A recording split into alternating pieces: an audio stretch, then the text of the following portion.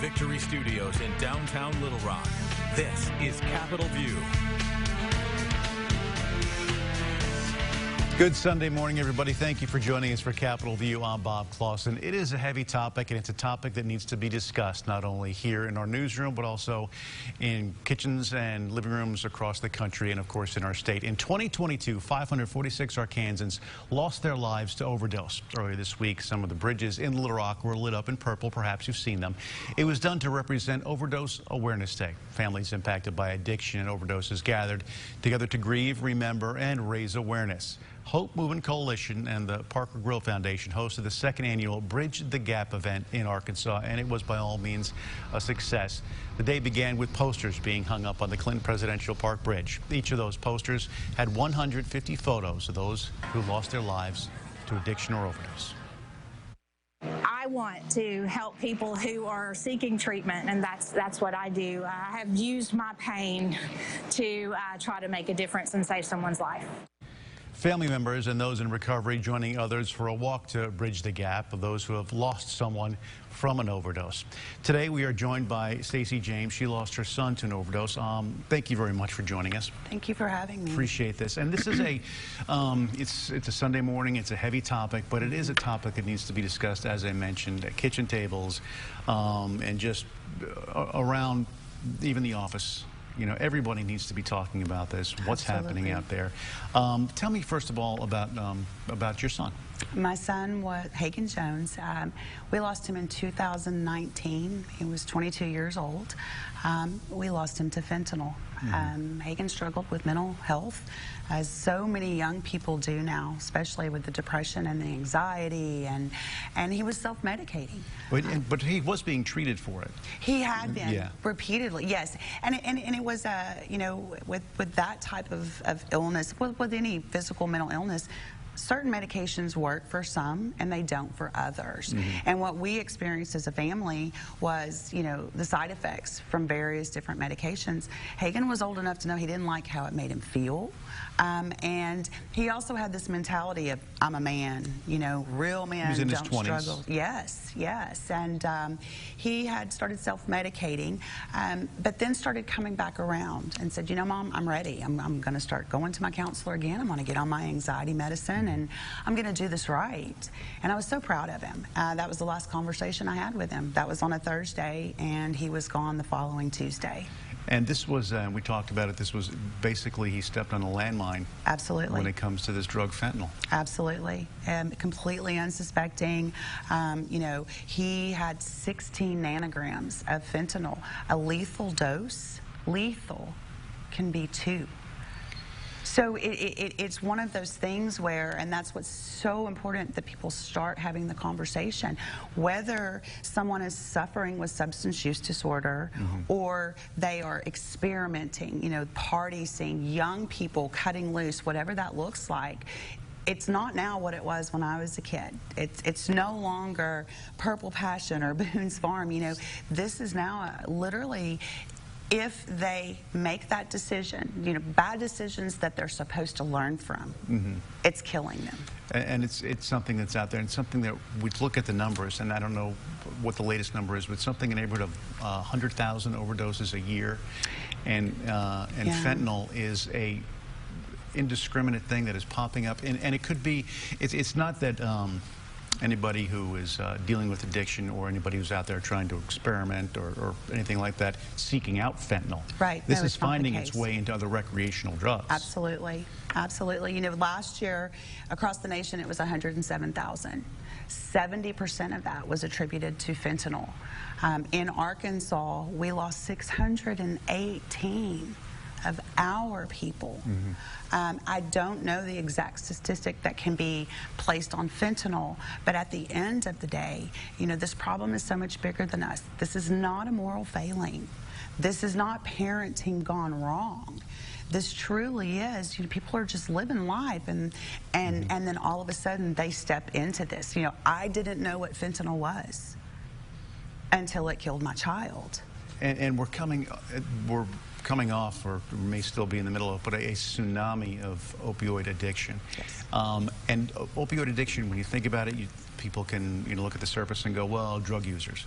But these are people who were actually prescribed this from one point or another, and it's something that eventually gets a hold of them. And one, of course, we want to let people know that if you need help or you think you need help, certainly seek out professional help, because it's out there.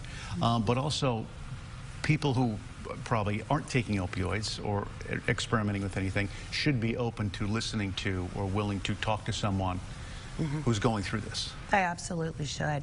And it's when I lost Hagen, there wasn't that foundation in place. I had to go and seek out all of this information, and I spent countless hours researching.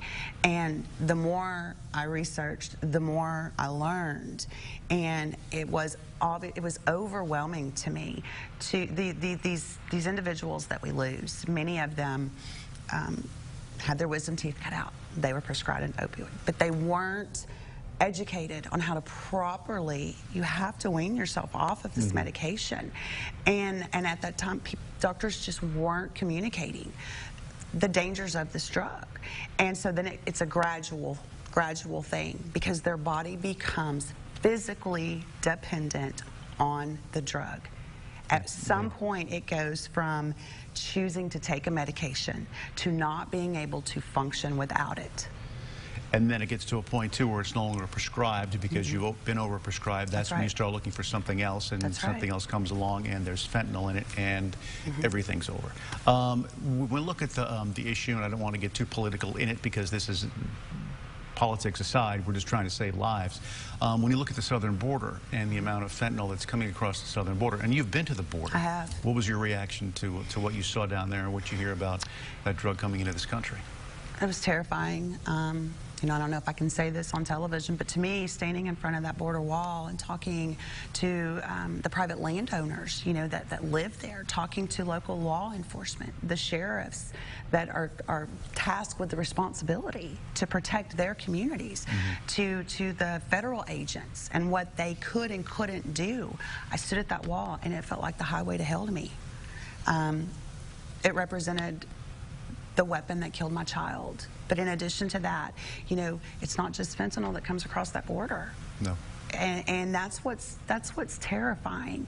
And it isn't being reported the way that it should be. That's why what we do, the information that comes out from advocates, mothers like myself from all over the world, we don't care. We do not see this as a political issue, because fentanyl doesn't care who you voted for. No. Fentanyl doesn't care who you support politically.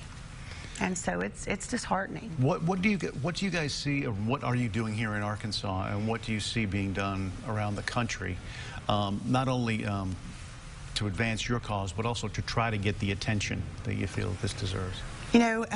Each of us have our own cause. We have Hope Movement.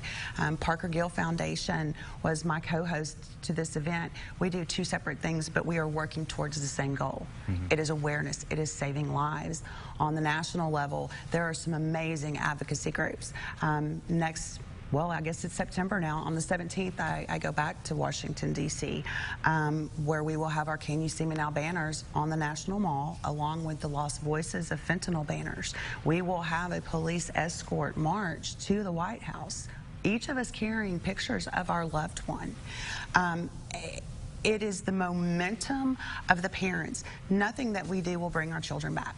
I do not do this for Hagen. I do this for the future generations. I do this for my surviving 19-year-old son, who had to learn how to navigate life with his older brother. I do this for my grandson. That is why the passion and the drive of these mothers, you can't touch it. The fathers too, the siblings. We want everyone to know that, yes, this is a conversation, like you said. Have it at the kitchen table. Have it in the dining room. Have it at church. Fentanyl doesn't care where you worship. It is a problem that affects each and every American. And far too often, and this goes with any kind of substance abuse, but the person who is fighting it tends to be stigmatized. We all are. And it shouldn't be that way. No. Because, this isn't... initially, perhaps there's a choice, but then after a while, once you get too far and the addiction kicks in, the choice, it's no longer a choice. And these people, you have to understand that, and they need help and they need people to reach out. They do. And here's the thing, stigma kills. It directly kills. You know, when I put these banners up, and we have them all over the nation, one of the things I hear most often is, oh, wow, they don't look like an addict. And I'm like, well, you know, some of them If you take a close weren't. look at those pictures, it's your neighbor, it's your golfing buddy, it's your best friend, a teacher, student. That we, on our banners, I'll use my son as an example. Amazing football player. He was in the United States Navy. We have prom kings and queens, cheerleaders. We have youth pastors on our banners. We have medical professionals on our banners. We have law enforcement on our banners. It is just a broad scope. Even though we have 4,500 faces on these banners, it's just a drop in the bucket of what's actually happening. But it is the best reflection of who is impacted. You know, I have families that, there's a woman, she's buried 5 children. Five children. That's crushing. People don't stop to think. And I think in a lot of ways they don't want to talk about it because it's not possible. Not my child, not my grandchild, but I was that parent. I was that parent. My son was in the Navy. He was doing well. Yeah. This is the reality of it. Well, you know, and on that note, I don't want to bring my personal life into it, but I remember when I was younger, my 17-year-old sister was killed in a car accident by a drunk driver. And I remember my dad sitting at the kitchen table saying, this is something you hear happens to other people. You know, not us, but anybody can fall into the trap. Let's talk about the good things that Arkansas is doing in regards to this and getting a lot of attention from the nation. I mean, we are setting the bar. We are. We are. The first, I always have to say this, KARK Lane has done so much for our state. He's done so much for recovery. He's done so much for the surviving family members. You know, you see him, he's this big, imposing man, but his heart is so huge. He has such a passion for this state and for the epidemic as it affects our state. And without him, there would not be a Hope Movement Coalition. There would not have been a Bridge the Gap event. And I think it's important when we have individuals like KARK and Mark Alexander who don't care what people think, who want to make sure that the message gets out there, who will pound down the doors to say, hey, you have to listen to me. They've gone before us. They've paved the way for us to come in behind them. And I have to brag on the parents of Arkansas because when I got into this, I knew no one. And over the last 3.5 years, one by one, we've all gathered to form this coalition. And we're working together. Our #1 desire is hear us, listen to us. Because just like in the studio, when a storm is coming, you know, you warn them, you say the storm is headed your way, seek shelter. That's what these voices are. The storm is coming. Seek shelter. The storm is out there. It certainly is. Stacey, thank you so much for your time this morning. Thank you. Come back and visit with us anytime you like, and good luck in D.C. Keep us posted on that. Thank you, I will. I definitely will. Well, coming up on Capitol View in a couple weeks, it will be Banned Book Week. Next, someone from the Central Arkansas Library System joining us with what the library is going to be doing about that. It is Sunday morning. You're watching Capitol View.